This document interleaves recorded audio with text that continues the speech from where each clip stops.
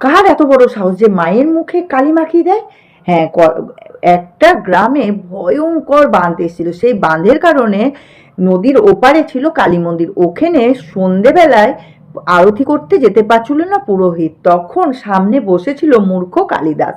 তখন পুরোহিত বলল, তোমাকে মা স্বয়ং আশীর্বাদ দেবে তুমি যদি মাকে গিয়ে সন্ধে আরতি দিয়ে আসো। হ্যাঁ, তবে সেখানে একটি প্রমাণ রেখে আসতে হবে। তখন মূর্খ কালিদাস কোনো কিছু না ভেবে ওখানে ঝাঁপ দিয়ে চলে যায় সন্ধে আরতি করতে। সন্ধে আরতি করার পর কালিদাসের মনে পড়ে যায় যে কোনো কিছু প্রমাণ রাখতে হবে। সে কোনো কিছু না ভেবে প্রদীপের কালি দিয়ে মায়ের মুখে কালি মাখিয়ে দিয়েছিল।